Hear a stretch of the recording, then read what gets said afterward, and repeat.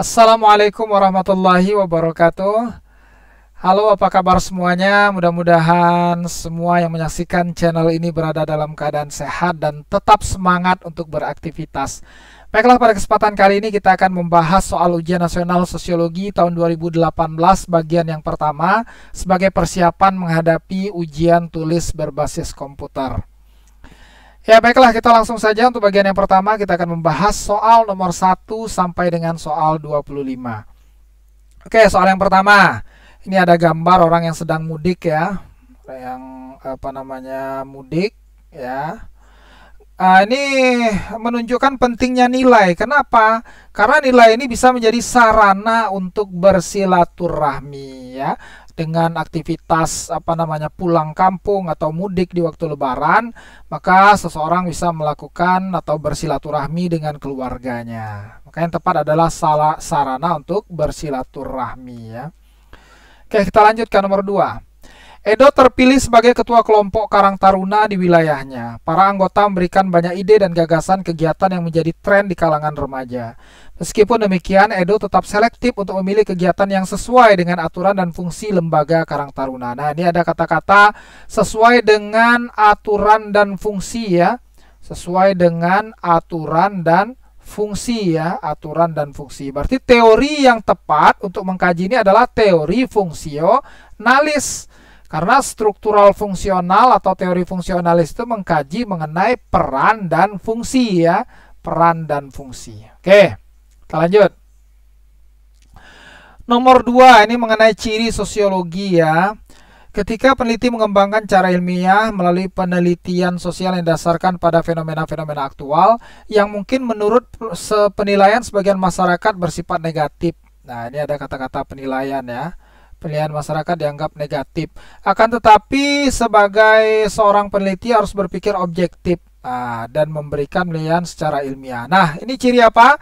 Non-etis, tidak mempermasalahkan baik buruknya, tapi menjelaskan fakta atau gejala tersebut secara mendalam. Ini yang benar ya, non-etis. Kita lanjut nomor 3. Ini apa nih? Ini mengenai norma ya. Seorang siswa terpaksa dikeluarkan akibat pergaulan bebas yang menyebabkan hamil di luar nikah.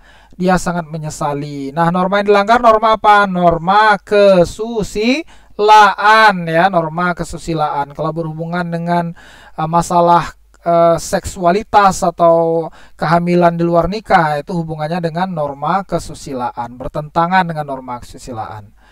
Oke, kita lihat nomor 5. Ini ada bagan stratifikasi. Ini sifatnya apa ini? Kalau seperti ini adalah stratifikasi yang bersifat tertutup ya. Sifat tertutup. Kenapa tertutup? Karena ini tidak bisa pindah antara satu lapisan ke lapisan yang lain. Maka contoh yang pas adalah Ida Ayu Made menikah dengan Ida Bagus Putu yang berasal dari kasta yang sama karena dia tertutup sifatnya. Oke ya. Kita lanjutkan nomor 6. Para pengedar narkoba dijatuhi hukuman mati karena perbuatannya mengedarkan narkoba terlarang, mengedarkan obat terlarang dapat merusak mental banyak remaja. Lalu ada pemuda kedapatan oleh warga mencuri sandal jepit, dikeroyok hingga babak belur. Kedua bentuk penyimpangan tersebut sama-sama menggunakan pengendalian melalui hukuman fisik. Berdasarkan ilustrasi tersebut, pengendalian koersif lebih efektif pada pengedar narkoba daripada pencuri sandal jepit ya karena, nah pertanyaan karena ya, kenapa? Karena hukuman mati bagi pengedar narkoba lebih efektif karena telah menimbulkan banyak korban ya kan dan memberi efek jera kepada para pelaku. Maka harus diberikan hukuman yang seberat-beratnya ya. Sini adalah hukuman hukuman mati. Kita lanjut nomor 7. Sejak bergabung dengan geng Nori, Lian ini nama samaran, mulai berperilaku aneh. Ia sering pulang malam karena berkumpul bersama kelompoknya. Orang tuanya mendapatkan laporan dari sekolah bahwa Lian sering membolos sekolah, menyontek dan melakukan kekerasan terhadap temannya. Penyimpangan yang dilakukan Lian disebabkan kenapa dia sampai terjerumus ke dalam ini? Ya, ini bisa jadi karena kurangnya perhatian dan kasih sayang dari orang tua. Karena orang tuanya sibuk, orang tuanya jarang memberikan perhatian sehingga dia mencari perhatian di luar rumah ya dengan cara mengikuti geng seperti contoh ini ya. Dia ikut geng seperti ini ya, ikut geng dia. Oke, kita lanjutkan. Nomor 8 ya. Dalam keluarga, Tina terjalin interaksi yang baik antara semua anggota keluarga. Orang tuanya selalu berkomunikasi agar mereka mengetahui apa yang menjadi kebutuhan anak. Apabila anak berperilaku baik, maka diberikan imbalan. Tapi jika berperilaku sebaliknya, diberi hukuman. Di sekolah, Tina tumbuh menjadi anak yang percaya diri, disiplin, dan bertanggung jawab. Dari ilustrasi tersebut terdapat salah satu pola sosialisasi partisipasi. Salah satu penerapannya dengan apa? Melakukan komunikasi dua arah. Adanya komunikasi dua arah ini di sini ya. Agar diketahui anak ini sebenarnya maunya apa, kebutuhannya apa, ya kan? Makanya adanya komunikasi dua arah antara anak dan orang tua. Kita lanjut nomor 9. Tania memiliki jiwa sosial yang tinggi. Ia selalu aktif dalam kegiatan sosial. Setiap mendengar ada seseorang yang membutuhkan bantuan atau terjadi bencana alam, ia langsung bertindak untuk memberikan bantuan. Faktor pendorong interaksi di sini adalah empati. Dia merasakan kesedihan orang lain, bahkan bukan hanya merasakan, tapi dia juga bertindak untuk memberikan bantuan. Nah, lihat ini komunikasi ya menggunakan media ya. Ada yang nelpon, ada yang browsing, ada yang chatting ya. Nah, dampaknya ini apa terhadap hubungan sosial perilaku seperti ini? Semakin lunturnya silaturahmi atau kontak primer ya. Untuk menciptakan hubungan sosial antar individu, karena masing-masing ya sudah sibuk dengan ini ya, sibuk dengan perangkatnya sendiri ya, sibuk dengan perangkatnya sendiri ya kan, ini dengan laptopnya, dengan handphonenya, sehingga silaturahmi ini menjadi luntur ya. Kita lanjut nomor 11. Nana diberikan amanah untuk menjadi koordinator bimbel di salah satu SMA. Para pengajar dan panitia bimbel adalah guru pengampu kelas 12. Ketika ujian, Nana bermaksud bersikap adil dengan cara memberikan kesempatan yang sama kepada semua guru untuk mengawas kecuali guru yang sedang mengajar. Ia beranggapan bahwa kesuksesan siswa kelas 12 tidak hanya berada di tangan guru pengajar, namun pada semua guru. Ada guru yang menolak mengawas dengan alasan bukan guru kelas 12 dan bukan kewajibannya. Maka solusinya apa? Menghakimi ya tidak bisa, memaksa tidak bisa, melaporkan ya terlalu pengadu ya, menunjuk guru lain ini juga tidak baik. Yang benar adalah diberikan penjelasan dulu. Bu, tujuan ngawasnya itu sebenarnya agar ibu juga ikut bertanggung jawab terhadap kesuksesan siswa walaupun ibu tidak mengajar di kelas 12. Nah, seperti itu diberi penjelasan. Akhirnya kan kalau ada penjelasan ya orang bisa paham ya kan, sehingga mereka tergerak untuk mengikuti aturan yang sudah ditetapkan itu untuk mengawas. Oke, kita lanjut. 12 ini ada kelompok Kalimantan, kemudian suku bangsa Papua ya, suku bangsa Kalimantan, Papua. Y ini apa? Sama-sama pendukung timnas. Nah, pengaruhnya apa? Terjadi interseksi ya kan. Nah, sehingga akan tercipta keharmonisan. Karena walaupun mereka beda suku, yang satu Papua, kemudian yang satunya Kalimantan, tapi mereka disatukan oleh sama-sama sebagai pendukung timnas. Nah, ini bisa menciptakan keharmonisan. Kita lanjut nomor 13. Masyarakat yang menempati sebelah barat Pulau Indonesia banyak yang menganut agama Islam, sementara yang tinggal sebelah timur mayoritasnya Kristen, sedangkan agama Hindu banyak dianut oleh masyarakat di Bali. Hal tersebut menunjukkan adanya kemajemukan masyarakat Indonesia yang disebabkan oleh sejarah perdagangan dan masa penjajahan. Kristen dibawa oleh penjajah ya, kemudian agama Islam ya kan, agama Hindu dibawa oleh para pedagang ya. Sebenarnya Islam ini juga pedagang ini menjadi salah satu pekerjaannya. Sebenarnya mereka pendakwah ya, tapi aktivitas yang mereka lakukan adalah sebagai pedagang. Jadi sejarah perdagangan dan masa penjajahan. Lanjut 14. Kelompok sekunder. Sekunder itu apa? Yang anggotanya banyak ya kan. Nah, mana di sini 3, 4 dan 5 tidak saling mengenal secara pribadi karena anggotanya banyak. Terbentuk karena adanya kepentingan, bercorak rasional. Ini 3, 4 dan 5 yang benar ya. Kelompoknya menjadi acuan, ini bukan kelompok sekunder, ini reference group ya, kelompok referensi ya, reference group. Terbentuk secara spontan, ini bukan kelompok formal ya, ini kelompok crowd ya, kerumunan ya sementara. Oke, kita lanjutkan 15. Seorang individu yang merasa tidak puas dengan kedudukan yang diwariskan oleh orang tuanya, maka ia akan mencari kedudukannya sendiri di lapisan sosial yang lebih tinggi. Hal ini hanya mungkin terjadi dalam masyarakat memiliki sifat pelapisan sosial terbuka. Mengapa?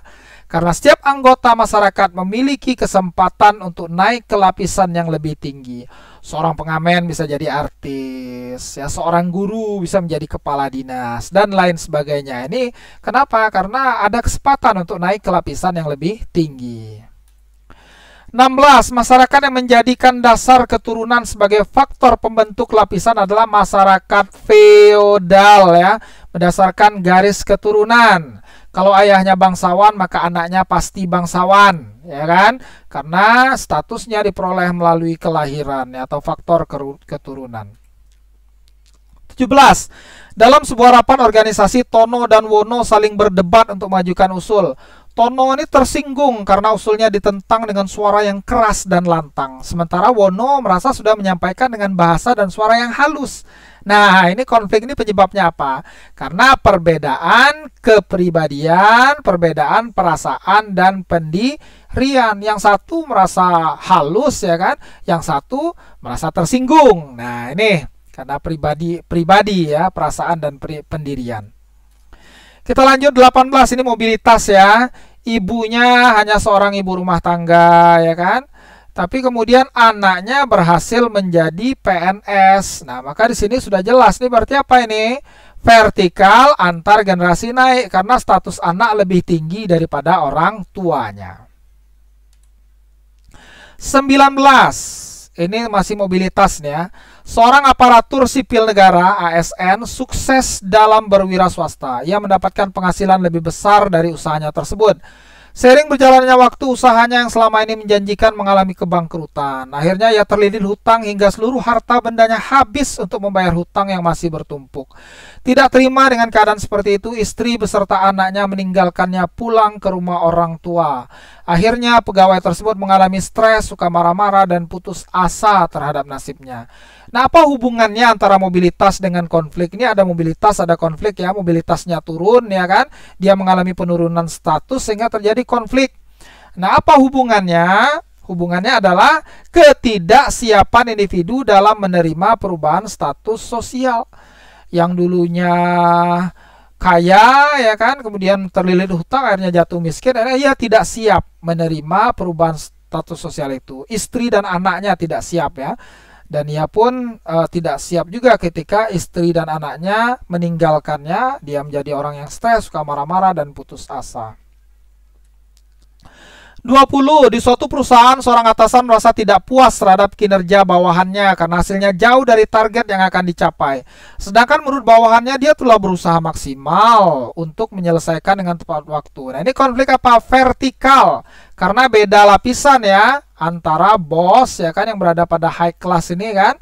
Nah, ini ya, atasan, ya kan, seorang bos dengan bawahannya di sini. Ya, ini konflik vertikal. 21. SMK menjadi salah satu alternatif pilihan dalam pendidikan. Sekolah ini lebih menekankan keterampilan dan praktik dalam kegiatan pembelajaran. Bagi siswa yang kurang mampu, SMK menjadi salah satu pilihan yang cukup efektif bagi orang tua. Yang ditanya adalah fungsi lembaga pendidikan apa? Mempersiapkan siswa masuk ke dunia kerja, ya. Karena SMK ini memang ditujukan agar siswa itu memiliki keterampilan sehingga ia dapat langsung diserap ke dunia kerja, ya. Oke, nih. Kita lanjut nomor 22. Ini fungsi keluarga yang ditanya, ya. Pak Yapto meluangkan waktu untuk berkumpul, digunakan untuk berbagi pengalaman sambil memberikan penanaman nilai dan norma agar anak-anak dapat menyesuaikan diri. Ini sudah jelas, ini fungsi apa? Fungsi sosialisasi. Di sini, ya, penanaman nilai dan norma. Kalau afeksi apa? Afeksi ini adalah kasih sayang, ya. Proteksi apa? Perlindungan. Reproduksi ini meneruskan keturunan. Oke, kita lanjutkan 23. Dalam kehidupan sehari-hari, uang selalu dibutuhkan untuk membeli dan membayar berbagai keperluan. Namun terkadang ada keperluan dan kebutuhan yang mendesak dan penting, namun uang yang ada tidak cukup untuk memenuhi kebutuhan tersebut. Untuk mengatasinya, masyarakat tak jarang meminjam pada masyarakat atau sumber lain.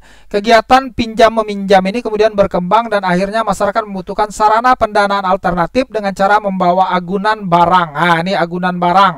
Pertanyaannya apa? Lembaga ini apa? Ini sudah jelas ya, karena ada kata-kata agunan barang. Ini adalah pegadaian ya. Nah, ini kemudian ditaksir ya, harganya berapa.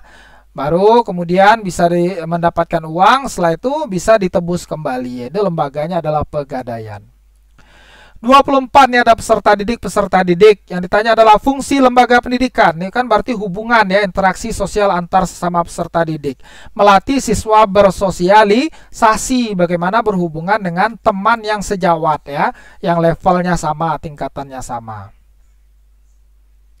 25. Konflik antara angkatan bersenjata dengan kelompok separatis membuahkan hasil dengan melumpuhkan pemimpin dari kelompok separatis yang ada di Indonesia. Setelah melalui proses baku tembak yang cukup lama antara aparat dan kelompok separatis tersebut, dari ilustrasi tersebut menggambarkan bahwa lembaga sosial berhubungan dengan upaya menciptakan tertib karena menciptakan kondisi aman dalam kehidupan masyarakat. Menjaga keamanan, ketertiban, itulah ada tujuan dari angkatan bersenjata. Dari ancaman ya, baik dari ancaman dari luar ya kan, ataupun dari dalam sendiri, seperti ini adanya kelompok separatis. Oke, kita sudah membahas untuk bagian yang pertama dari soal nomor 1 sampai dengan soal nomor 25. Jika ada yang ingin ditanyakan, silakan ketikkan di kolom komentar. Ya, jika ada yang memiliki pendapat berbeda juga silakan ketikkan di kolom komentar. Jangan lupa like, kemudian share dan subscribe bagi yang belum subscribe. Terima kasih atas segala perhatiannya. Sampai bertemu pada video pembahasan bagian yang kedua. Wassalamualaikum warahmatullahi wabarakatuh.